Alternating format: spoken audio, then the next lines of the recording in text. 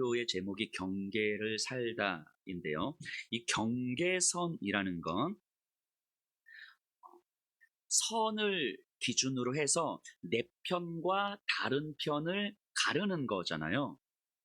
그래서 사람들은요, 경계선 이쪽에 설 것인가 저쪽에 설 것인가를 선택합니다. 어느 편이 더 유익한가, 어느 편이 내가 보기에 더 옳은가를 판단하면서요. 하지만 이쪽도 저쪽도 아닌 위치, 바로 경계선 위에 서 있는 삶도 있습니다. 이쪽도 저쪽도 모두 바라보며 연결시킬 수 있는 삶이죠. 그래서 양쪽 모두에서 외면당할 수도 있는 삶이죠. 경계선 위에 서는 삶은 그래서 불안하고 혼란스럽고 위험합니다. 안전하지 않아요. 누구도 경계선 위에 서려고 하지 않습니다. 경계선 위에 서는 사람들은 그래서 타의로 경계선으로 밀려난 사람들이겠죠. 그런데 경계선에 서 있을 때야만 양쪽 모두를 이을 수 있더라는 거예요. 복음서를 보다 보면 예수님은 항상 경계선 위에 서 있었다는 사실을 우리는 발견하게 됩니다. 누가복음 17장 11절에 이렇게 말씀하시거든요. 제가 한번 읽어볼게요. 예수께서 예루살렘으로 가실 때에 사마리아와 갈릴리 사이로 지나가시다가, 사마리아와 갈릴리는요, 경계를 두고 서로 대립하는 관계죠. 서로 상종하지 않는 관계예요. 그런데 예수님은 사마리아와 갈릴리 사이, 즉 사마리아와 갈릴리 어느 쪽에도 속하지 않은 그 경계선을 지나가셨다라고 말씀하십니다. 그러다 나 환자 10명을 만나거든요. 나병 환자는, 이 나병 환자들은 당시에 상상해 보세요. 유대 민족에 속한 사람들이지만 유대 민족으로 인정되지 않는 사람들이죠. 타의에 의해서 유대 민족 바깥 경계선으로 밀려난 사람들이지요. 나병 환자들은 그 삶 자체가 경계선의 불안에 노출된 삶이에요. 예수님은 그들을 고쳐주십니다. 그러자 10명 중에 사마리아 사람 1명만 예수께로 와서 엎드려 인사를 해요. 사마리아인 나병 환자 생각해 보세요. 사마리아인과 갈릴리 유대인은 서로 상종하지 않는 관계예요. 이 사마리아인 나병 환자는 사마리아에서도 경계선으로 밀려나 있는 사람인 거죠. 그 나병 환자가 갈릴리 유대인인 예수님과 대립 관계에 있었는데, 이제는 유대인인 예수께 속하기를 원하는 삶이 되어 있는 거예요. 이는 사마리아와 갈릴리 유대인 사이에 경계선에 서는 삶이 되는 거죠. 아무리 나병 환자 예수께 속한다고 해서 이 사람이 갈릴리 사람이 되는 건 아니잖아요. 사마리아인이 아닌 건 아니잖아요. 그러니까 예수님이 서 계신 바로 그 경계선에 이 나병 환자도 지금 서 있는 거예요. 이때 예수님이 말씀하시죠. 그 나병 환자를 향하여서 일어나 가라, 내 믿음이 너를 구원하였느니라. 자, 이 나병 환자는요, 가장 불안해 보이는 바로 그 경계선 위에서 가장 안전한 예수님의 구원을 얻은 거예요. 자, 그럼 조금 더 확장시켜서 예수님의 십자가를 한번 생각해 보세요. 십자가는요, 이 세상이 밀어낸 경계선이죠. 이 세상 가장 바깥에 위치한. 그래서 십자가는요, 세상이 인정하지 않고 세상이 배제하는 조롱과 폭력의 대상이죠. 십자가의 자리는.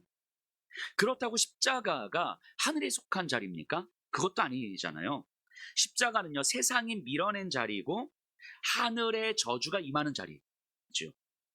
하지만 바로 그 자리에서, 그 십자가의 자리에서, 하늘과 땅의 그 경계선의 자리에서 하늘과 땅을 잇는 거예요. 예수님의 십자가는 바로 그 경계선의 자리죠. 예수님은 완전히 하늘에 속한 삶이지만 완전히 땅에 속한 삶이었잖아요. 그래서 땅에서도 밀려났고 하늘에서도 저주를 받으신 것처럼 밀려나셨죠. 그리고 바로 그 경계선에서 구원을 이루신 거예요.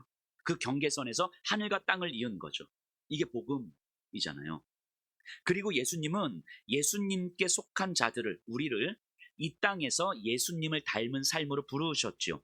예수님이 걸으신 그 경계선 위를 살아가는 삶으로, 더 정확히는 경계선 위에 계신 예수님께로 우리를 부르신 거예요. 저와 여러분들을. 자, 우리가 살아가는 삶의 현장을 한번 그냥 보세요. 쉽게 한 주간 지난 주간 살아오셨던 그 삶의 현장을요. 우리가 살아가는 삶의 현장은요. 믿음이 없어도 충분히 살아가는 세상이지요.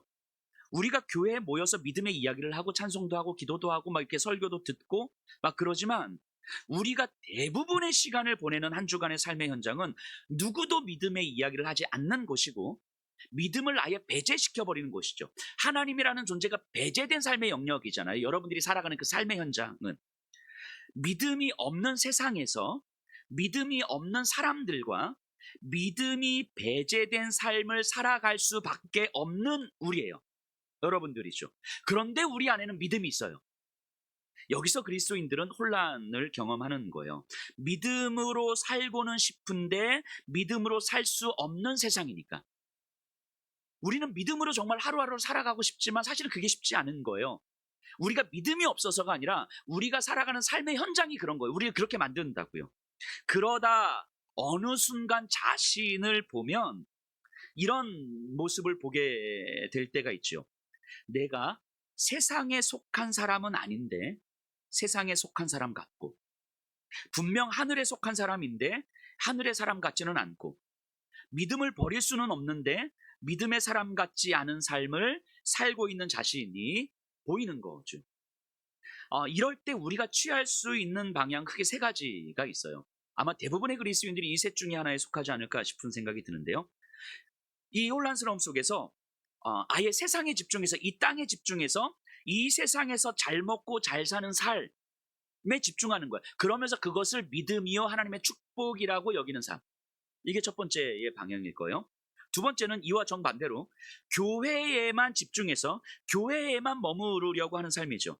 교회는 거룩하고 세상은 거룩하지 않다는 그 이분법적인 생각을 가지고 살아가는 거예요. 이게 두 번째의 삶의 방식일 거예요. 세 번째는 교회는 교회고 세상은 세상이에요. 세상에서 정말 열심히 살아가고, 그리고 세상 사람처럼 열심히 살아가고, 교회에서는 또 교회에서 열심히 살아가는 거예요.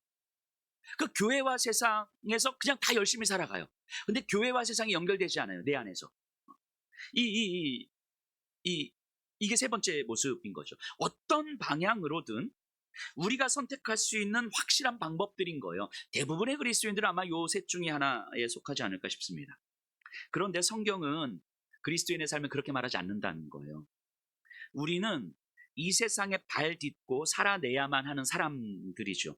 하지만 우리는 분명 하나님 우편에 앉으신 예수님께 속한 사람들이에요. 눈에 보이는 땅을 밟고 현실을 살아내야만 하지만 보이지 않는 하늘의 안식을 소망하면서 사는 사람들. 그렇기 때문에 땅에 속한 자로서 세상의 방식대로 잘 먹고 잘 사는 사람도 아니고, 땅의 현실을 외면한 채 교회에만 집중해서 살아가는 삶도 아니고, 교회와 세상의 삶을 분리해서 살아가는 삶도 아닌 거예요. 그래서 혼란스러운 거죠. 그리스도인의 삶은 이런 삶을 경계선의 삶이라고 합니다. 경계선의 삶. 땅과 하늘이 만나는 그 경계선. 땅에도 속하고 하늘에도 속해 있는 삶. 바꿔 말하면 믿음으로 살아가려고 애쓰기에 땅에서도 밀리는 것 같고, 그렇다고 해서 즉각적으로 하늘의 안식이 우리에게 경험되지는 않기 때문에 하늘에서도 밀려난 것 같은 삶. 그게 경계선에 속한 삶이죠. 이걸 달리 표현하면 하늘과 땅은 이어주는 삶인 거예요. 이게 바로 십자가의 자리죠. 우리는요, 땅에만 속하든가 아니면 하늘에만 속하는 삶을 원하는데요. 하지만 그리스도인은 하늘과 땅의 경계선에 있는 사람들이에요. 여러분, 하늘의 하나님께서 인간이 되셔서 이 땅의 경계선에 서신 이유가 뭐였어요? 너무 분명하잖아요. 하늘의 복음을 이 땅에 잇기 위해서잖아요. 이어주기 위해서잖아요. 마찬가지로 교회와 그리스도인들이 경계선에 선다는 건 예수 그리스도의 복음을 이 땅에 있는 존재, 이 땅에 이어주는 존재라는 걸 의미하는 거예요. 즉, 예수를 믿는다는 것 자체가 이미 예수의 복음을, 예수를 알지 못하는 이 땅에 이어주는 존재로 부름을 받았다, 이 의미인 거예요. 이거는 우리가 어떤 선택의 문제, 결단의 문제가 아니라 그게 정체성이라고 이야기하는 거예요. 그래서 교회와 그리스도인은 이미 그 존재가 경계선으로 부름을 받은 자, 예수의 복음을 이 땅에 있는 존재로 부름을 받은 자인 거죠. 여러분, 세상이요 경계선을 긋는 이유가 뭡니까? 경계를 긋는 이유가 뭐예요? 결국 자기 안전을 위해서잖아요. 자기를 지키기 위해서 경계를 짓잖아요. 경계선을 딱 그고 나는 경계선 안쪽에 거주하는 거죠. 그러니까 경계선 안쪽에 있는 사람들과 경계선 바깥에 있는 사람들을 구분하는 거잖아요. 하지만 경계선 위에 서는 삶은 그래서 자기 안전을 위한 삶이 아니라 경계선 이쪽과 저쪽을 연결해 주는 삶일 수밖에 없는 거예요. 이걸 다르게 표현하면 수용과 환대의 삶, 초대와 환대의 삶이라고 이야기하죠. 자신의 흔들림을 허용함으로 누구라도 환대할 수 있도록 문을 열어주는 삶. 이게 경계선에 위치한 삶인 거예요. 제가 이렇게 조금 아프는데 주변에 되게 좋아하는 사람들이 있더라고요. 제가 아픈 걸 되게 좋아하는 사람들이 있어요. 이게 뭐 고소하다 뭐 이게 아니고 저처럼 아프신 분들이 되게 좋아하더라고요. 그래서 이제 만나서 이야기하면 목사님도 이러셨어요? 목사님도 참 그렇게 못 주무세요? 목사님도 그래요? 나도 그런데 하면서 막 화색이 돌아요. 화색이 돌아. 제 아픔을 이야기하면서 화색이 돌아. 그러면서 본인의 이야기를 편안하게 아주 편안하게 말씀을 하시더라고요. 그러니까 마음이 힘들고 아프신 어떤 분이 또 저를 만나고 싶다고 연락이 오셔서 오늘 오후에 제가 잘 모르는 분인데 어쨌든 오후에 만나기로 했는데요. 이렇게들 연락이 오시고 이렇게들 찾아오시더라고요. 자, 생각해 보면요. 저의 아픔을 감추고 마치 내가 아프지 않은 것처럼 되게 흔들리지 않는 목사인 것처럼 행동하는 것이 아니라 저의 아픔과 흔들림을 허용함으로 조금 더 많은 사람들을 환대할 수 있다면 그것이 제가 서 있어야 할 경계선이겠죠. 십자가의 자리가 바로 경계선이에요. 그래서 예수님이 제자들한테 이렇게 말씀하시죠. 누구든지 자기 십자가를 지고 나를 쫓을 것이니라. 즉 그렇게 말씀하신 예수님의 부르심은 우리로 하여금 그 경계선 위에서 살아가라는 말씀이죠. 그때야, 그 경계선 위에 설 때에야 그리스도인들은 예수님과 함께 예수님을 따라 예수님으로 충분한 삶을 경험하게 되는 거예요. 우리가 조금 더 상식적으로 생각해 봐도요. 우리는 그런 고백들을 하잖아요. 주님, 저 예수로 충분한 삶을 살고 싶습니다. 예수님의 충분함을 내 인생에서 경험하고 싶습니다. 이런 이야기 하잖아요. 그런데 우리는 안전을 추구하는 경계선 안쪽에 거주하려고 하잖아요. 이게 말이 안 된다라는 게 이해가 되시죠? 동그란 세모 같은 느낌이에요. 내가 내 안전을 추구하는데 어떻게 예수로 충분한 삶을 살아갑니까? 그죠? 내 힘으로 내 안전을 추구하고 내가 확보하는 안전이 이만큼 있는데 이것을 내가 놓을 수가 없는데 이미 나는 예수로 충분한 삶이 안 되는 거잖아요.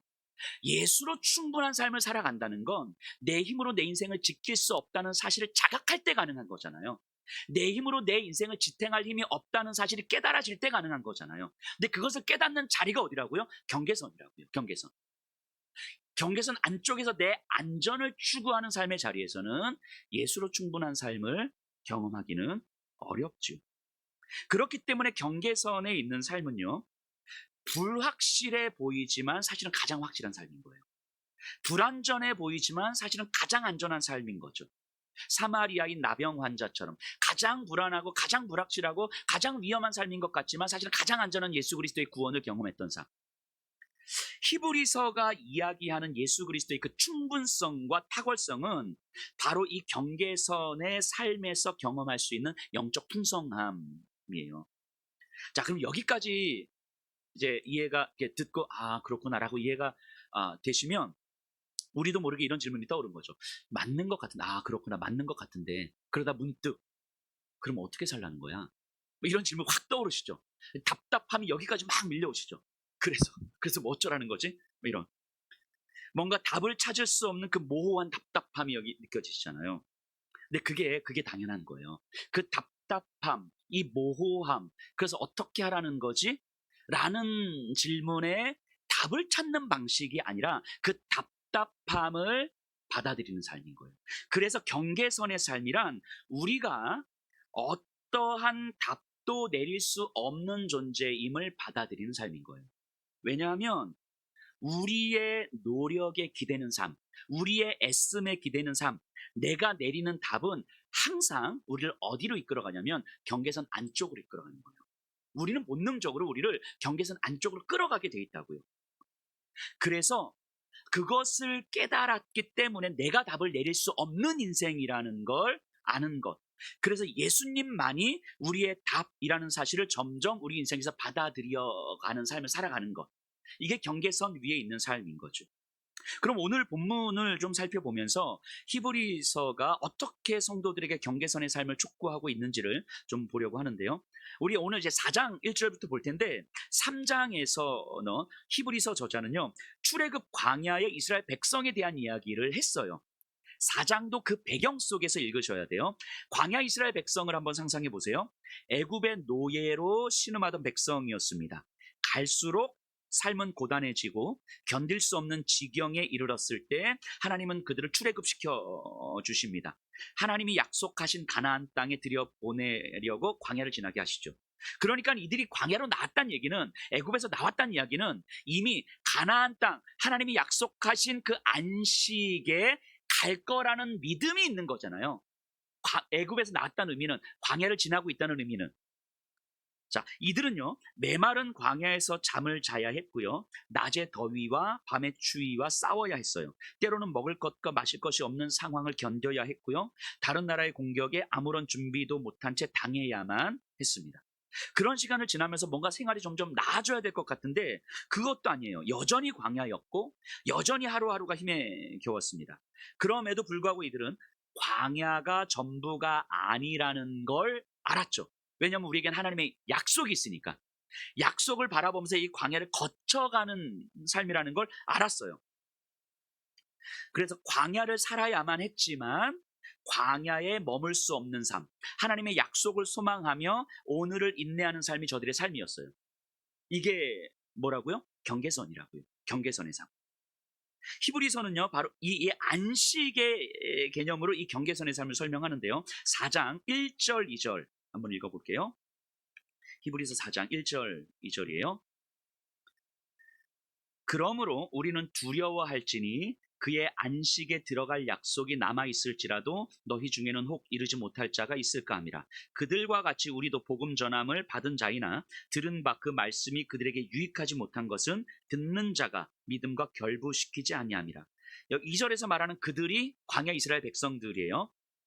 광야 이스라엘 백성과 히브리서의 성도들 지금 동일시하고 있는 거예요. 그들이나 우리나 지금 똑같다, 똑같이 부름을 받았다. 그런데 광야 이스라엘 백성들에게도 하나님의 안식에 대한 약속이 있었는데 그 안식에 들어갔다 못 들어갔다? 못 들어갔다라고 이야기하는 거예요. 그리고 마찬가지로 우리에게도 지금 광야를 걷고 있는데 하나님이 약속하신 안식이 있다. 저들은 못 들어갔는데 우린 들어갈 거냐 말 거냐 지금 요 얘기하고 있는 거예요. 그러면서 히브리서 저자가 이 성도들에게 이렇게 이야기하는 거예요. 우리가 정작 두려워해야 되는 것이 무엇인지 명확하게 알아야 된다라는 거예요. 우리가 진짜 두려워해야 되는 건 하나님이 우리에게 약속하신 저 안식에 들어가지 못하는 것을 우리는 두려워해야 된다.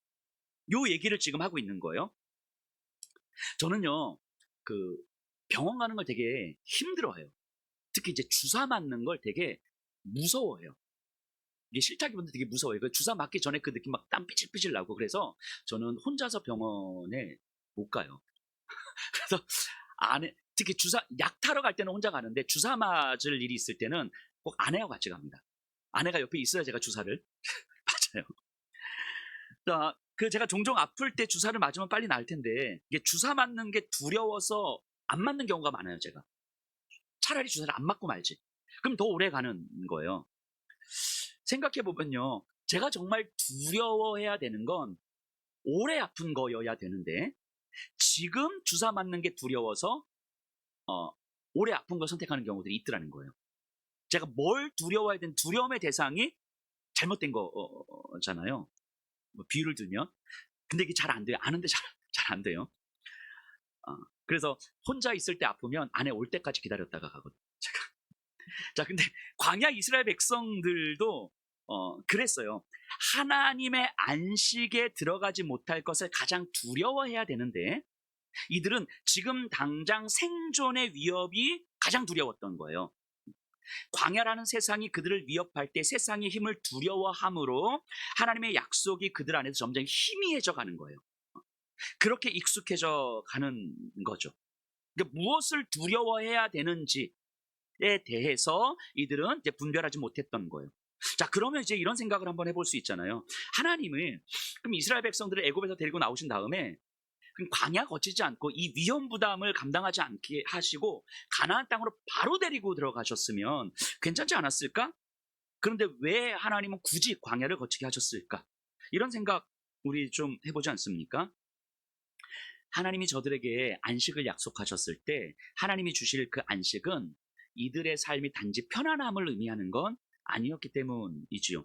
하나님의 안식은 하나님의 통치 아래 거하는 삶인 거예요. 하나님께 인생을 맡기며 하나님과의 관계 속에서 자기 인생을 설명해가는 삶인 거죠. 그런데 만일 애굽에서 가나안으로 바로 이끌어 가시면 노예의 고단한 삶에서 다소 편안한 삶이 되겠죠. 그러면 이스라엘 백성들은 어떻게 됐을까요? 하나님의 안식에 들어갔을까요? 그러지 않았을 거예요. 자기 자신이 주인이 되는 삶을 살지 않았겠습니까? 상상을 해보면 이스라엘 백성들이 애굽에서 쿠데타를 일으켰어요. 그래서 애굽의 주요 민족이 됐어. 왕이 나왔어. 그러면 이들의 삶은 엄청 편해졌을 거예요. 노예의 고단함은 완전히 사라졌을 거예요. 그렇다고 이들이 하나님의 안식에 들어갔겠습니까? 그러지 못했겠죠. 그러니까 하나님이 저들에게 약속하신 것은 이 땅에서의 편안함이 아니었기 때문인 거예요. 이 땅에서의 편안함이 아니라 하나님의 통치 아래 사는 삶, 하나님께 맡겨진 인생을 살아가는 삶, 하나님의 결정에 순종하는 삶, 그것이 내 인생에 훨씬 더 좋은 일이라는 것을 믿는 삶. 이게 하나님께서 저들에게 약속하신 안식이죠. 그런 삶이요, 믿음이 없는 시선에서는 불안해 보이고 불확실한 삶 같아 보이지만, 하지만 하나님이 어떤 분이신지를 알아갈수록 가장 안전하고 가장 확실한 삶이라는 것이 믿어지는 거예요. 그것이 하나님의 안식을 누리고 또 소망하는 삶이죠. 그래서 이스라엘 백성은요, 광야를 지나면서 하나님이 어떤 분이신지를 알아갔어야 됐고요, 하나님께서 우리들에게 무엇을 약속하셨는지, 하나님은 자신의 약속을 어떻게 성취해 가실 것인지, 그래서 하나님께 맡겨진 삶의 풍성함이 무엇인지를 배워가야 했어요.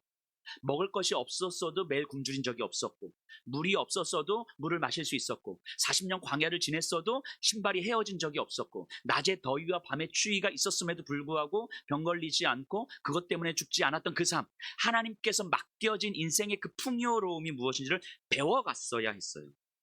그런데 저들은 하나님의 부르심을 받았음에도 불구하고, 경계선의 자리로 부르심을 받았음에도 불구하고 하나님에 대해서 더 알아가지 못했고, 하나님께 반응하기보다는 세상의 두려움에 반응하게 됩니다. 내 앞에 현실에만 내 시선이 딱 집중되어 있는 거예요. 이들에게 하나님의 약속, 하나님의 안식을 소망할 수 있는 믿음은 없었어요. 그 믿음으로 하나님의 약속을 바라볼 수 없었기 때문에 못 들어갔다라고 이야기하는 거예요.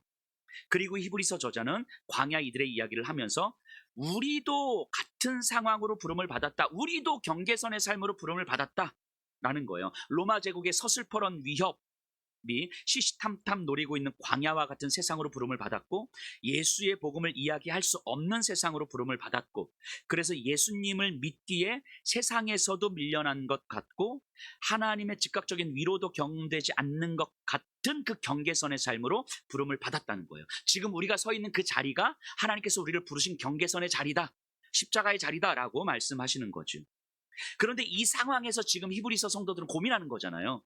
경계선을 벗어날 수 있는 삶을 고민하는 거잖아요. 유대교로 돌아갈 것인지, 예수도 믿고 세상에도 충실한 삶을 살 것인지, 어떻게 자신들의 안전을 해결할 수 있는 방법이 있는지 고민하고 있는 거잖아요.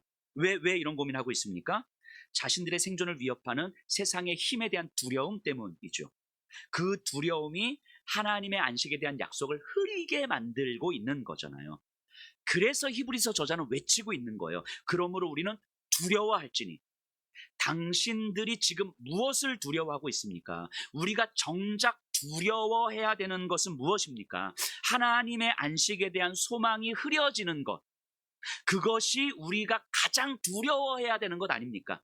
그런데 우리의 생존의 위협을 가장 두려워하기 때문에 우리에게 약속하신 하나님의 말씀이, 하나님의 안식에 대한 두려움이 흐려지고 있는 것은 아닙니까? 라고 지금 히브리서 저자는 성도들에게 이야기하는 거죠. 무엇을 두려워하고 있는지, 당신들의 두려움의 대상이 지금 무엇인지 소리치고 있는 거예요. 그러니까 성도들에게 두려움의 대상을 분명하게 만들어 주므로 두려움의 전환을 일으키고 있는 거죠. 진짜 우리가 두려워해야 되는 것이 무엇인지 알아야 됩니다라는 거예요. 이 외침은요, 오늘 우리에게도 들리는 소리 아닙니까? 경계선으로 부름을 받은 우리는 지금 무엇을 가장 두려워하고 있습니까? 예수 그리스도의 십자가 복음의 능력이 점점 희미해져 가는 것을 가장 두려워하고 있습니까?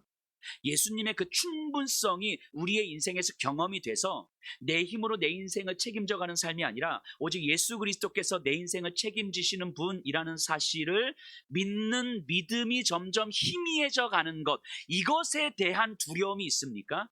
아니면 내 생존을 위협하는 내 현실의 힘에 대한 두려움이 나를 사로잡고 있습니까? 우리가 지금 가장 두려워하고 있는 것은 무엇입니까? 이렇게 외치고 있는 거죠. 두려움의 전환을 일으키고 있는 거죠. 그러면서 1절 후반부에서 히브리서 저자는요, 공동체의 의미를 깊이 새겨 넣는데요. 후반부에 보면 이런 말씀이 나와요. 너희 중에는 혹 이르지 못할 자가 있을까 함이라. 헬라어 문장을 보면요, 너희 중에 할 때 너희는 복수거든요. 근데 이 너희에 해당되는 수로 이르지 못할 자가 있을까 하면 이르지 못할 자는 단수예요. 단수. 그러니까 주어와 수어가 잘 안 맞아요. 복수로 시작했다가 단수로 마무리되는 문장이에요. 자, 이게 무슨 의미냐면 우리 공동체 안에서 하나님의 안식에 이르지 못하는 자가 있다면, 그 한 사람이 있다면 그거는 그 사람의 문제가 아니라 우리 모두의 문제다. 지금 요 얘기를 하고 있는 거예요. 그러니까 경계선으로 부름을 받은 우리들인데, 경계선으로 부름을 받은 삶은 절대로 혼자서는 서 있을 수 없는 곳이다 라고 이야기하는 거죠. 쓰러질 수밖에 없는 위태위태한 곳이 경계선이죠. 마치 그 성냥개비 하나 세우려고 애를 쓰는 거 생각해 보시면 돼요. 그래서 기댈 수 있는 누군가가 있어야만 서 있을 수 있는 곳이죠.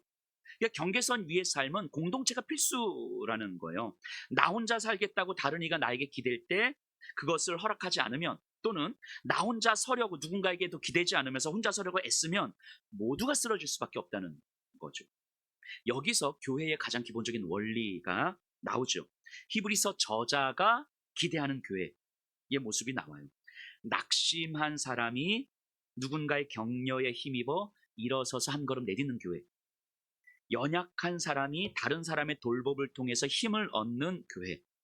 미혹당할 위험에 처한 사람이 사랑의 마음을 통해서 진리를 상기하는 교회가 히브리서 저자가 기대하는 교회의 모습이지요. 왜냐하면 교회 자체가 경계선 위에 있는 존재이기 때문에 모두가 흔들릴 수밖에 없는 인생임을 받아들이는 거예요. 저도 이 자리에 계신 분들도 흔들릴 수밖에 없는 인생.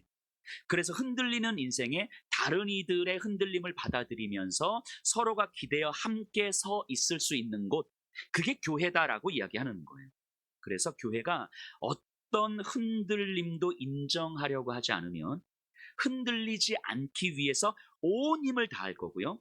그렇게 온 힘을 다하려다 보면 어느 순간 하나님께서 우리에게 맡겨진 삶이 무엇인지가 점점 흐려지는 거예요. 우리가 경계선 안쪽에 서려고 애를 쓰고 안전을 확보하려고 애를 쓰고, 그래서 교회가 우리 서로가 너무 안전함을 확보하려고 할수록 하나님이 우리에게 맡겨진 사명이 점점 흐려지는 거죠. 그래서 우리는요, 편안함의 함정에 빠지면 안 돼요.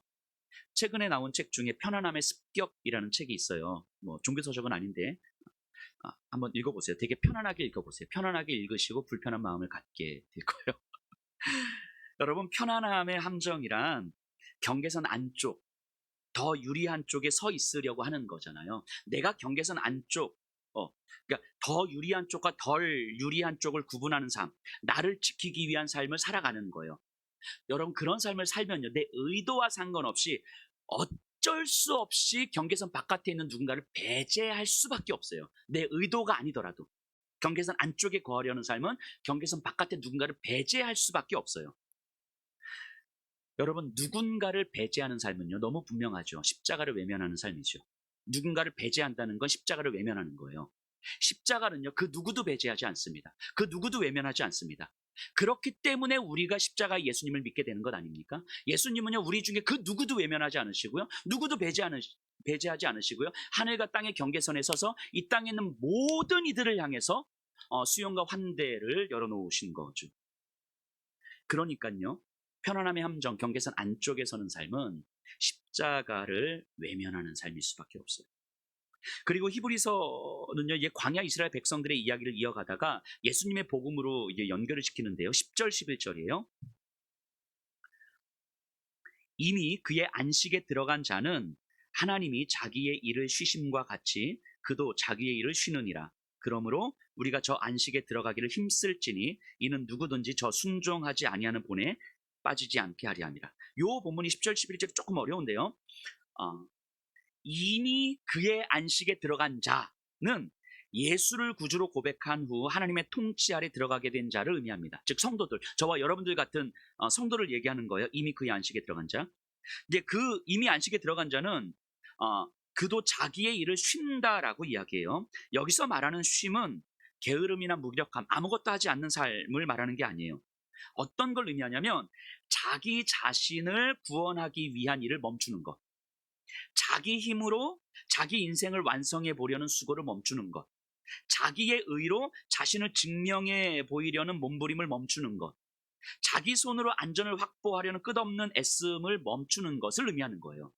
그러니까 여기서 자기 일을 쉰다는 것은 결국 하나님의 통치 아래 들어가는 것, 하나님이 예수님을 통해서 완성하신 그 구원의 일에 기대어 살아가는 것, 내가 내 인생을 책임진 존재가 아니라 이미 하나님께서 이루신 구원의 일에 기대어 살아가는 것, 하나님의 통치 아래 들어가는 삶을 얘기하는 거예요. 그런데 11절에 보면요, 저 안식에 들어가기를 힘쓰자라고 이야기합니다. 그러니까 여기 자기를 쉬고 내 노력을 멈추는 삶인데 여기는 또 힘쓰자라고 이야기를 하잖아요.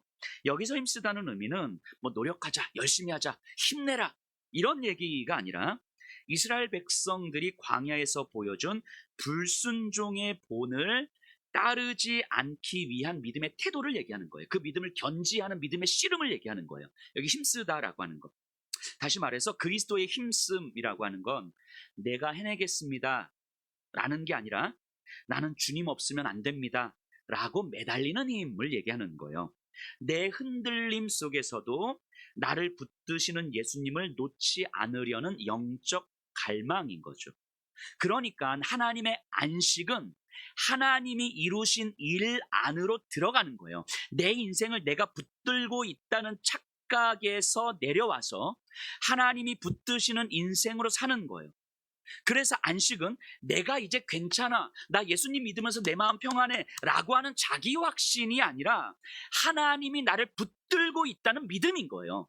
이게 하나님의 안식인 거예요. 예수 그리스도께서 나를 구원하시기 위해서, 우리를 구원하시기 위해서 어떤 일을 행하셨는지, 십자가에서 어떤 일을 행하셨는지를 믿는 것이고, 그 예수님께서 지금도 하나님 보좌 우편에서 영원한 우리의 안식을 위해서 무엇을 준비하고 계시는지를 믿는 것이고, 지금도 우리를 위해서 하나님 앞에서 중보자로 어떻게 사역하고 계시는지를 믿는 것이고, 그 주님께서 지금도 여전히 진흙탕을 살아가고 있는 것 같은 나의 왕 되시고 주인 되시고, 그 진흙탕 속에서도 예수께서 이루신 그 구원을 바라보고 소망하라고 나를 도우시는 분이라는 것을 믿는 거예요. 그래서 내가 내 힘으로 내 인생을 책임져가는 인생일 수 없다는 사실을 깨닫고 예수께 기대는 삶을 살아가는 것, 이게 하나님의 안식이라고 이야기하는 거예요. 이 믿음을 견지하는 것, 이 믿음을 갖기 위해서 영적 갈망을 갖는 것, 이게 여기서 말하는 힘씀이라고 이야기하는 거예요. 힘쓰자라고 할 때 이 의미인 거예요. 자, 그러면 이 히브리서 저자의 말, 여기까지 우리가 은혜롭게 이제 들었어요. 은혜롭게. 히브리서 저자의 말을 우리의 현실로 가져와서 이해를 한번 해보면, 예수님께서 이루신 구원을 붙잡고 살아가는 삶, 그 믿음으로 하나님의 안식을 경험하며 살아가는 삶이 사실 그렇게 쉽지 않다는 거예요. 그러니까 히브리서 저자가 이렇게 외치는 거 아닙니까? 이게 되게 쉽게 이루어지는 일이면, 기도 한 번에서 딱 되는 거라면, 예배 한 번 드려서 딱 되는 거라면, 뭐 금식 한 번에서 딱 되는 거라면 히브리서 저자가 이렇게 외치지도 않았겠죠. 그렇게 갈망은 하는데, 그렇게 주구장창 기도하고 외치고 뭐 마음 다해 소리를 짓는데 안 된다는 거예요. 잘 이게. 그러니까 히브리서 저자가 이렇게 소리치는 거 아니겠습니까? 우리 예수평화교회 성도님들, 우리를 한번 생각해 보면요.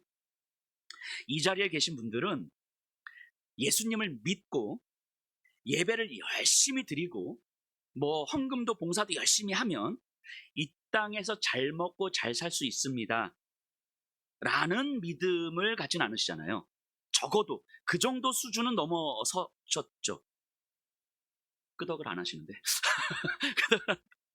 그 정도 믿음은 이제 그 정도 수준은 넘어서셨어요. 이제 그래서 우리는 내 삶이 그렇게 크게 변화될 것 같지는 않구나. 내 인생에 로또는 없겠구나. 이거 이제 우리는 이제 받아들이고 있잖아요. 그래서 뭘 갈망하게 되냐면 변하지 않는 고단한 삶이지만 예수님을 붙들고 예수님만으로 충분하고 평안한 삶을 간절히 바라잖아요. 그 믿음으로 살고 싶은 거잖아요. 그런데 사실 생각해 보면 그것도 우리의 욕심인 것 같아요. 그것도. 우리는요, 예배를 드리면서 말씀을 묵상하면서 또 성도들 간의 교제를 나누면서 예수님으로 만족하는 삶을 살기를 원합니다라고 고백은 하는데요. 오늘 이제 말씀을 듣고 이제 우리가 이제 기도할 거예요. 뭐 눈물 콧물 쏟으면서 기도할 거예요. 뭐 그렇게 하셔야 됩니다. 자, 그런데 그렇게 기도하고 정말 예수님으로 충분한 삶을 살고 싶습니다. 그렇게 살겠습니다. 주님 도와주십시오라고 간절히 매달리는데 삶의 현장으로 가는 순간 여전히 우리는 진흙탕 같은 삶을 살아가는 거예요. 반복되는 삶의 고단함은요, 여지없이 나를 불안하고 두렵게 만들어요. 예상치 못한 고난 앞에서 마음은 여지없이 무너집니다. 분명히 예수님의 통치를 믿었거든요. 예수님께서 나에게 말씀하셨고 은혜를 경험했거든요. 나의 주인 되심을, 내 삶을 포기하지 않고 믿으신다는 것을 우리는 믿음으로 고백했는데 엄습해오는 삶의 무게감 앞에서 우리의 마음은 여지없이 무너지는 거예요. 그렇게 다짐하고 고백했건만 무너지는 마음은 잡을 길이 없습니다. 하나님의 성취를 붙잡고 살아가는 삶, 하나님의 성취에 기대어 안식을 누리는 삶은 그다지 쉽게 우리에게 경험되지 않더라는 거예요. 그런데 단지 간헐적으로 경험이 되죠. 예배를 드리면서 상한 마음을 주님 앞에 털어놓을 때, 말씀을 듣다가 마음에 찔리는 걸 받고 회개할 때, 공동체 나눔을 하면서 서로가 서로에게 기대고 있음을 확인할 때, 그럴 때 예수님께서 나를 붙잡고 계시며 예수님 안에서 허락된 평안을 잠시 맛보게 돼요. 이게 24시간 365일 쭉 갔으면 좋겠는데 그러지 않더라는 거예요. 잠시. 그런데 그렇게 간헐적으로 경험되는 그 평안, 그 회개, 그 기대어 있는 믿음이 진흙탕 같은 우리의 일상을 살게 하는 힘이더라는 거예요. 진흙탕 같은 인생을 살 때 우린 여전히 마음 평안하지 않거든요. 여전히 불안하고 여전히 두렵고 여전히 흔들리고 여전히 무너지거든요. 그런데 그렇게 무너지고 흔들리는 우리의 진흙탕 같은 일상에서 그렇게 간헐적으로 경험되는 그 한 번의 은혜가 우리로 하여금 그 진흙탕이 하나님께서 나를 부르신 경계선의 자리라는 것을 믿게 해주는 힘이더라는 거예요. 그래서 세상에 집중된 삶도 아니고 교회에만 집중된 삶도 아니고 교회와 세상이 분리된 삶도 아닌 예수님이 서 계신 바로 그 경계선 위에 우리를 세우는 힘이더라는 거죠. 경계선 위에 예수께서 계시고 그 자리에 나도 함께 있습니다라고 믿음은 고백하지만 여전히 우리 마음은 흔들리는 거예요. 그 경계선 위에서 무너지는 거예요. 불안하고 두려운 거예요. 그래서 그 경계선을 벗어나고 싶은 거예요. 그런데 간헐적으로 경험되는 그 믿음의 경험이, 그 들어오는 말씀 한 자락이, 우리의 탄식 한마디가 여전히 그 경계선 위에 서 있도록 해주는 힘이라는 거죠. 마음이 무너져서 이제는 경계선 안쪽으로 들어가 조금은 안전한 삶을 살고 싶은 욕망이 가득한데 간헐적으로 경험되는 그 은혜가 우리를 또다시 경계선의 예수님께로 가게 하는 거예요. 마음이 무너지는 지금 이 상황, 여러분들 흔들리고 불안하고 두려워하는 그 상황이 마치 사마리아와 갈릴리 사이에 계신 예수님을 만나는 자리임을 깨닫게 해주는 거예요. 불안하고 두려운 지금 이 상황, 흔들려서 어쩔 줄 몰라 하는 이 상황이 어디에도 속하지 못한 사마리아의 나병 환자와 같다는 것을 깨닫게 해주는 거예요. 그리고 거기서 가장 안전한 예수 그리스도의 구원을 경험하게 된다는 것을 깨닫게 되는 거예요. 그 경계선의 자리에서 내 무너짐, 내 불안, 내 두려움을 뚫고 들어오시는 예수님을 만나게 될 것을 소망하게 해주는 거예요. 우리의 예배 가운데서, 우리의 나눔 가운데서 그렇게 찰나의 순간 우리에게 경험되는 그 은혜, 들어오는 말씀 한 자락, 고백하는 탄식 한마디, 찬양의 그 한마디 고백, 거기 그때 경험되는 하나님의 그 주권과 예수 그리스도의 그 구원의 은혜가 여러분들로 하여금 여전히 그 경계선 위에서 눈물을 흘리는 삶을 살도록 해주는 거죠. 세상은 우리로 하여금 경계선 안쪽에 서라고 합니다. 끊임없이. 심지어 우리도 그런 경험 많이 하죠. 교회조차도요, 경계선 안쪽에 서고자 합니다. 선을 긋고 누군가를 배제하고 누군가를 밀어내려고 하죠. 교회가 세상을 향해서 선을 긋고 자신은 경계선 안쪽에 있는 것처럼, 마치 믿음의 이름으로. 교회 안에서도 마찬가지인 거죠. 경계선을 긋고 누군가를 배제하고 누군가를 밀어내려고 하잖아요. 교회조차도. 그래서 교회가 소망이 아닌 것 같은 시대를 우리는 살아가고 있지 않습니까? 그럼에도 불구하고 이런 세상에서 우리를 경계선에 서도록 하는 힘은 결국 교회일 수밖에 없다는 거예요. 공동체 예배일 수밖에 없다는 거예요. 주일 이 예배의 자리를 지키면서 우리는 우리에게 허락된 참된 안식을 기억하고 그리스도께서 하신 일을 상기하고, 그래서 다시금 예수님이 계신 그 경계선에 서서 불안 한가운데를 예수님과 함께 걸어가는 삶을 소망하게 되는 거예요. 그래서 우리는 이 예배를 공동체 예배를 드리면서 이런 고백을 하게 되는 거예요. 나는 다시 내 힘으로 살지 않겠습니다라는 고백을 하는 거고, 나는 다시 그리스도의 완성된 일을 붙들겠습니다라고 고백하는 거죠. 우리가 예배를 드림으로 내가 세상을 이길 만큼 강해졌다는 확신을 얻는 게 아니라 오히려 예수님이 여전히 충분하시다는 사실을 듣는 거예요. 이게 예배의 자리죠. 예수님이 나에게 충분하십니다. 이 사실을 다시 듣는 거예요. 내가 세졌습니다. 강해졌습니다. 이제는 담대하게 살아갈 수 있습니다가 아니라 예수님으로 충분합니다. 그래서 내 인생은 여전히 경계선 위에서 살아갈 수 있습니다.